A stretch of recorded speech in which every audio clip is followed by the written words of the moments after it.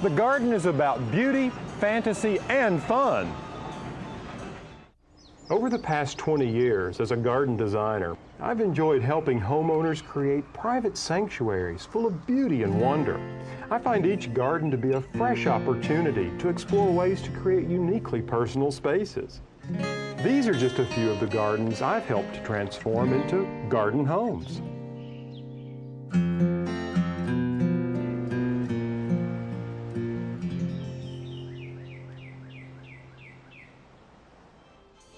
Hi, I'm Alan Smith.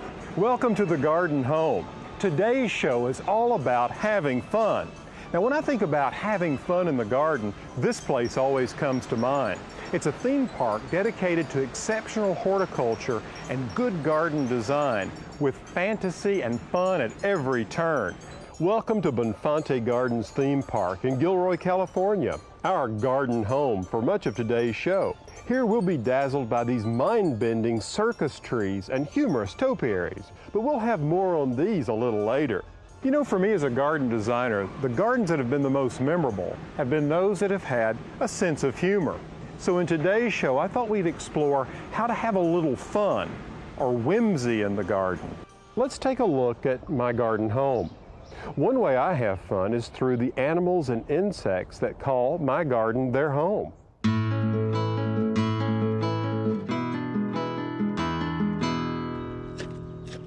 You know, the garden is about a lot more than just beautiful flowers and plants. It's really about life. I'm always trying to attract different forms of life to my garden. Now, we're all familiar with attracting butterflies and birds. They add so much grace and color. Over the years, I've discovered that the garden can become even more alive by employing the help of some little garden helpers, like these bantam chickens. These are the pint-sized members of the chicken family. Since they're so small, they really can't do much damage to the garden. They also provide benefits, like eliminating insects, and, well, their droppings can certainly make my plants grow. And they're just a lot of fun to have around to watch. Now let's take a look at another garden helper that's just as colorful. Goldfish are some of the easiest garden pets to care for. It's much more convenient for me to keep them in my garden pool rather than an aquarium or fish bowl. And what a service they provide. They eat mosquito larvae, and their waste fertilizes my water plants. And if you have a water feature, you might consider keeping a few ducks around. They can be a lot of fun for children, and they'll also eat slugs, snails, and even Japanese beetles. And of course, who could forget the honeybee? I don't guess you can really call them pets, but what a benefit they provide to my garden in the way of pollination, and of course, the delicious honey.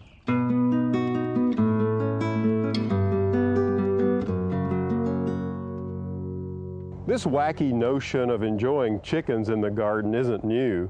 In fact, during a visit to one of England's grandest estates, I enjoyed talking about this whimsical passion for poultry with the Duchess of Devonshire, who's raised chickens at Chatsworth for over 50 years. Speaking to the idea of having some fun with the garden, I think one of the things for me that I enjoy the most about the garden is the chicken pen to one side with those wonderful pullets and cockerels bouncing around in there. I'm afraid there's chickens everywhere here. I think our gardener's the only gardener who would allow chickens in his garden, but he's sort of used to them, so he doesn't mind. But the cochins are all right because they don't like getting their feathers wet. I think they're one of the most humorous of the breeds because they look like they're wearing pajamas running across the lawn. They do indeed. They look amazing, and people stop and think, goodness, got out somewhere. Sometimes they try and put them back in. Of course, they're completely free. They can go where they like. Having chickens here, that's your idea. I've always had chickens there. I'd be lost without them. Now, chickens aren't the only fun elements in the gardens at Chatsworth. The willow tree fountain was first planted, if you will, in 1692. Water shoots from the branches and leaves, often to the surprise or even enjoyment of passing visitors. This type of practical joke is called a gioco d'acqua, or water joke, from the Italian Renaissance. In the winter, it's difficult to tell the difference between the real tree and its pretender. The Princess Victoria, the future Queen of England, was delighted by this prank when she visited Chatsworth at age 13. Another fun garden at Chatsworth to visit is the cottage garden.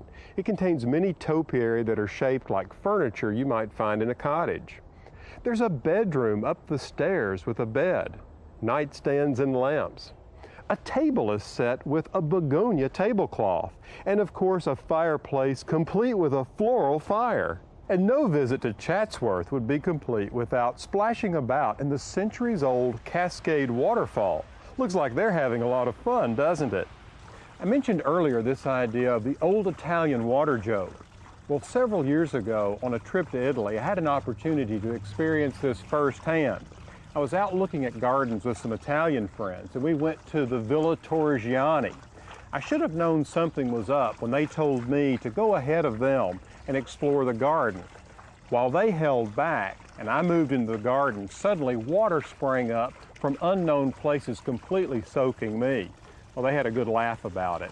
It was humor, Italian Renaissance style. Speaking of joking around in the garden, I got to have some fun with Nell Newman, daughter of actors Paul Newman and Joanne Woodward. Nell recounted a story about a favorite childhood pet whose backyard antics got both of them in trouble with Nell's mom.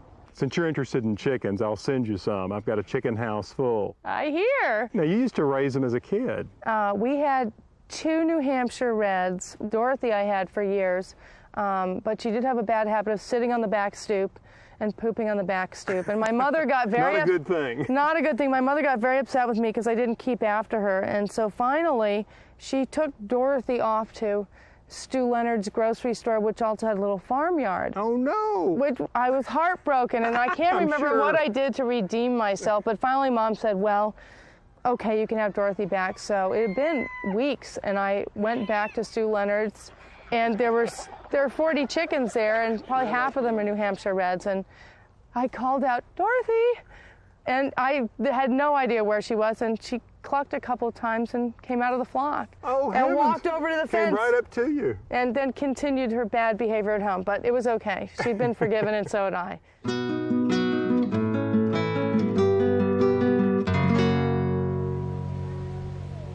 I believe that the garden is a place where we can reconnect to a sense of childlike wonder and enchantment. And one of the best ways to do this is introduce an element of fun or whimsy into the garden. You see, I believe that whimsy is an important element of design. In fact, it's one of the 12 principles of design that I use when I create a garden home. Now, the idea behind the garden home is simply to expand our living spaces beyond the interior of the home to the boundaries of our property. Now, certainly, in a garden like this, there are plenty of examples of using humor or whimsy. Although the scale may not fit exactly to our home landscapes, there are some ideas here that we can use.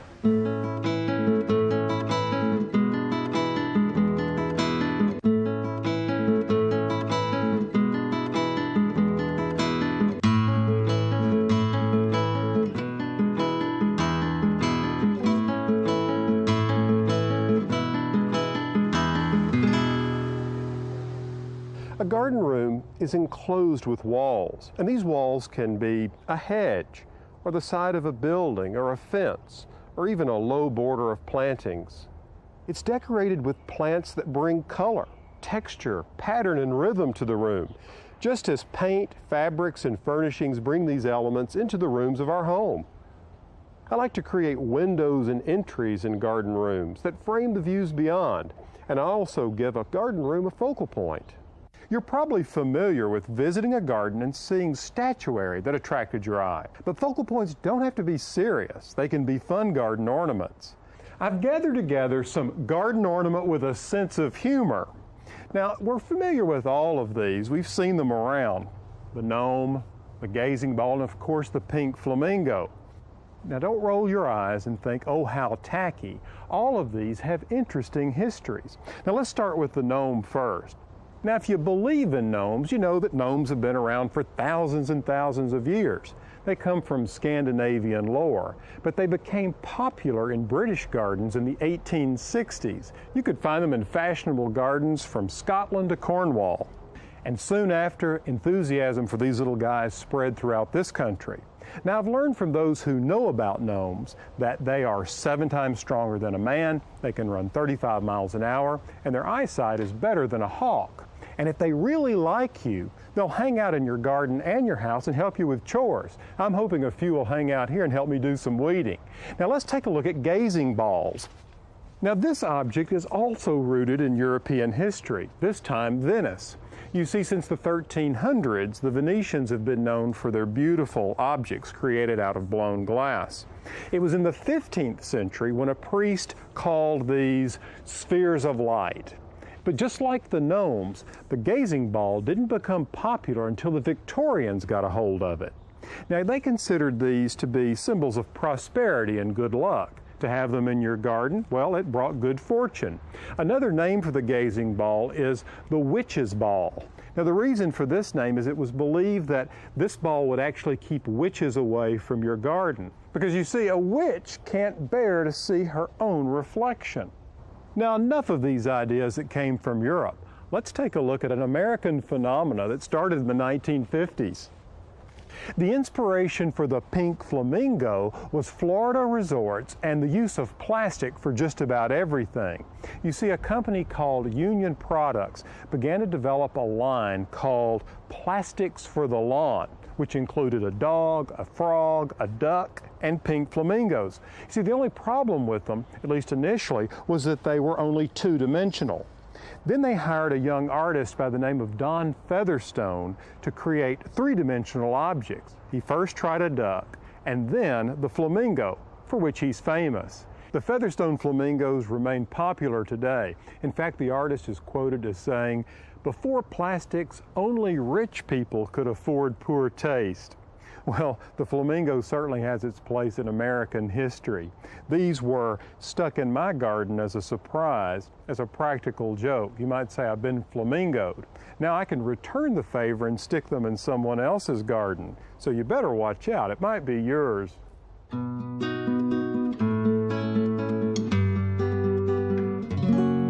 Here at Bonfante Gardens in Gilroy, California, they take gardens and fun seriously. You see, this particular theme park is actually based on a collection of trees called the Circus Trees that were developed in the early 1940s. Now this is an example of one of them called the 4-legged giant. It's actually 4 sycamore trees that have been grafted together to form a single trunk. Michael Bonfante, owner of Bonfante Gardens, tells us more.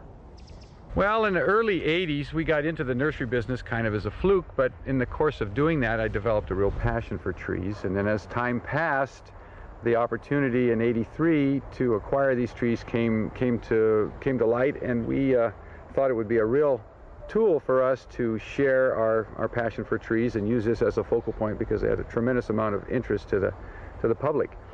So we fortunately, in several years it took us to acquire these trees, learned how to dig big trees ourselves, and we went over and took plenty of time, took 2 years to dig these trees, and we dug them out and coordinated the effort to get them to Gilroy. The biggest problem of moving big trees, you have to find a route to be able to bring these, and that was a process that you physically have to go out and measure each bridge and measure each power line and determine this route. How did this artist go about creating these fantastic shapes? Well, Axel Erlandson started playing around with trees in about 1927. He was really a self-taught surveyor by trade, but had this uncanny desire to play around with trees, and he, through a process of grafting and pleaching, as the basis that we can understand that he did it, and then a lot of secret techniques that he developed that he never shared with anybody, to create these special trees. And he did that and had many special designs. This group of sycamores is one of his, I think, mid-span developments, and he had developed some skills that he thought would allow him to put multiple trees on a multiple plane and create all these different connections. And he didn't have as much success as he had later on, because the tree after this he did was much more precise and accurate, and I believe that he learned things by doing what he did to this tree, or this group of trees, to be able to apply it to the next tree that he did. So he had to learn these techniques along the way. There was no manual for him to follow. No, absolutely not. It was just a God-given inner talent that he had developed, and the skills he learned from surveying only gave him ideas and ability to create forms to try to shape the trees in the shape that he wanted them. But the actual biological processes that he developed were absolutely self-taught and from an experimental basis.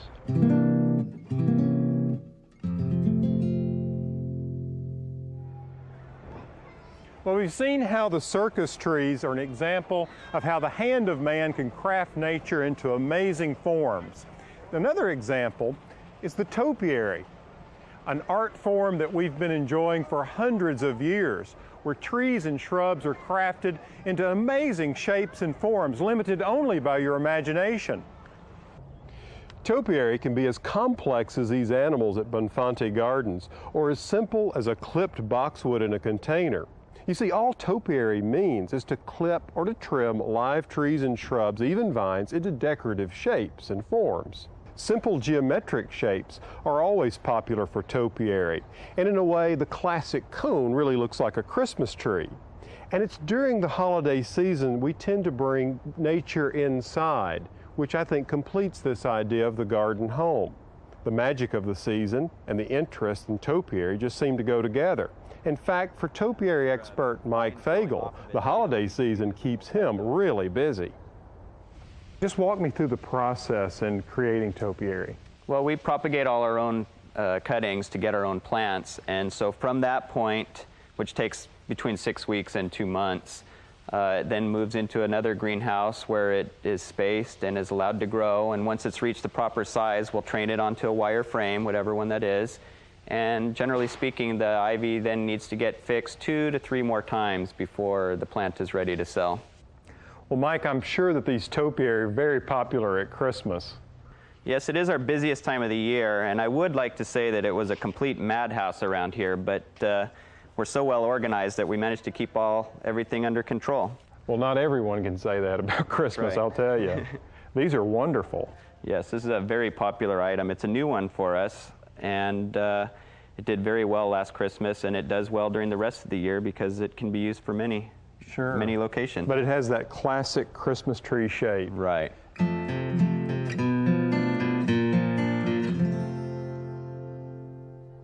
By now you're probably wondering how you can add a little fun and whimsy to your own garden home. Well, there are lots of different ways you can do this, but one of my favorites is to create an illusion, to defy logic, if you will. For instance, you can take a concrete mask like this one I picked up at a local garden center, and you can suspend that in a living hedge like this. It makes a wonderful focal point, and visitors are always walking by and saying, "How did you get that concrete mask to stay in place in the hedge?" Well, it's really quite simple. All you have to use is one of these shepherd's hooks, which are commonly used for suspending or hanging bird feeders on.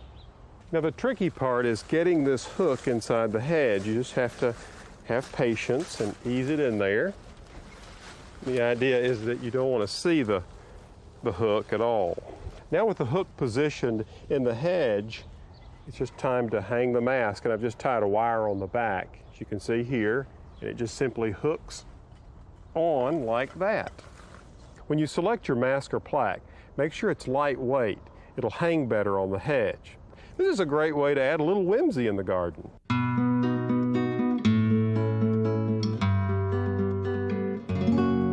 Certainly fun and children go together. Think back when you were a child. What was it about the garden that captured your imagination? Was it seeing your first plant grow, or gathering flowers with your grandmother, or going to the local pumpkin patch and picking out just the right pumpkin where bigger was always better? Just take a look at this whopper weighing in at almost 1,000 pounds. You know, there's something about pumpkins that just grabs our imagination. In the fall of the year, we use them in so many different ways. Children around Halloween love to paint and carve them.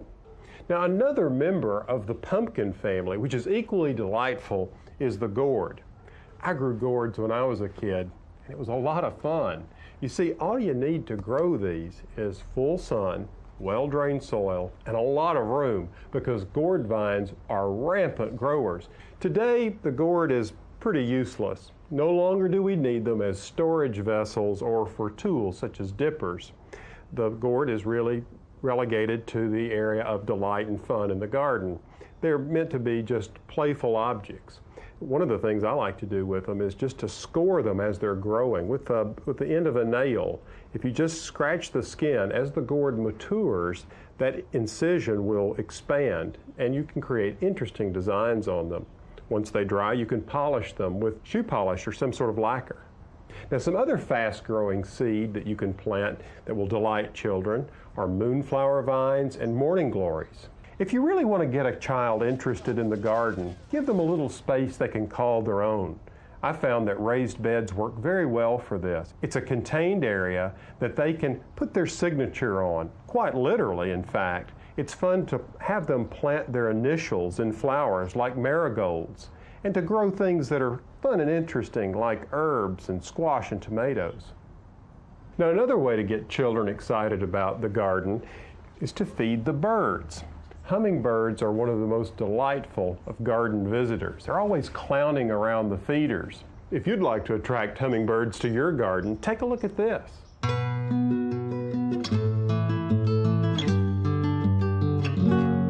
Choosing the best plants for your garden can be a bewildering experience in the spring when you consider how much garden centers and nurseries have to choose from. How tall does a particular plant grow? Does it take sun or shade? Does it flower? These are all questions, and they seem to go on and on. But I have one more criteria you may want to consider. Does the plant attract hummingbirds? I realize this may not be the most important question to answer, unless, of course, you're looking at it from the hummingbird's perspective. But by choosing certain plants, you can actually increase the chances of having these little acrobats of the garden around. Whether they're annuals, perennials, tropicals, or vines, the hummingbird will find something to sip nectar from in all categories. I planted this honeysuckle about 4 years ago on my front fence, and it's one of the first things to flower in the spring that really get the hummingbird's attention. They go for these scarlet coral-colored flowers. They love the tubular shape. Coral honeysuckle, or sometimes referred to as scarlet honeysuckle, is actually an American native vine, and it'll really turn their heads. Among the annual flowers you might think about planting, there's morning glory, red salvia, and even petunias.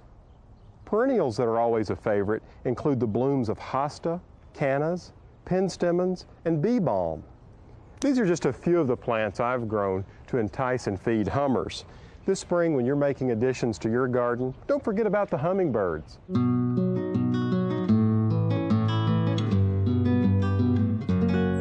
As we've just seen, hummingbirds can bring a certain enchantment, if not magic, to the garden home. But what about other birds, like songbirds? Well, I'm always trying to figure out easy ways to attract them to my garden. And one way is to create a bird bath using some very ordinary materials. Take a look at this. The design starts with two 10-inch clay pots. Now, you can use some old ones like I'm using here that may have a crack or a chip in them, or you can pick up some new ones at your local garden center. You simply take these and stack one on top of the other. Now, for the basin for the bird bath, just use a large saucer. This is a terracotta saucer that I just place right in the center like that. There you have it, a bird bath. Now, to finish it off, I'll use this wonderfully expressive rooster that was created by a young friend of mine in art class. It'll go right in the center, and this will give the birds a place to perch and roost and sun while they play in the water here in the basin. This is a very simple idea for the garden home, and what I like about it, most of all besides its simplicity, is that I'm using all natural materials. You see, I think the terracotta blends in beautifully with the garden.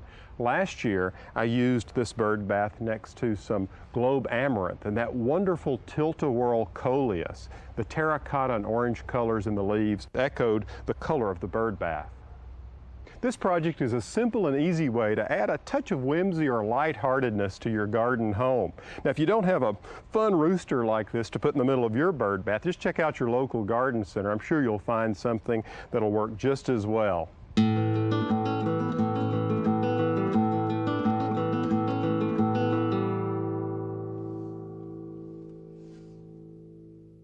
Creating a garden home is about a lot of things. Certainly mine allows me to reconnect with nature, grow some of my own food, and just enjoy the beauty of flowers and wildlife. But it's also a place for me to have some fun and enjoy some of the things that I really get into, like painting. I can't tell you how much pleasure it brings me to come out into my garden and put up my easel and begin painting various scenes. I also enjoy inviting my friends to paint with me. the garden should be a place for us to enjoy a wide range of outdoor activities, whether it's playing with children out on the lawn, or places where you can have a wide range of pets, whether it's the conventional cat or dog, or something a little less conventional like ducks or chickens, or even goldfish. The garden home can be a place to revisit your childhood by putting a model train in your back garden. These are just a few examples of how the garden home can amuse and delight us. I hope in today's show you've been inspired to come up with some fun ways to enjoy your garden even more. From the Garden Home, I'm Alan Smith. More information about today's topic and other topics covered in this series can be found at pallansmith.com. On an upcoming episode of P. Alan Smith's Garden Home. Hi, I'm Alan Smith. Join me on a tour of some of the grandest gardens in the world. We'll see why scale is important to a garden. Get tips on creating a classic English border. Learn how an artist's viewfinder can show us how to frame a view. It's a half hour of gardens you won't want to miss.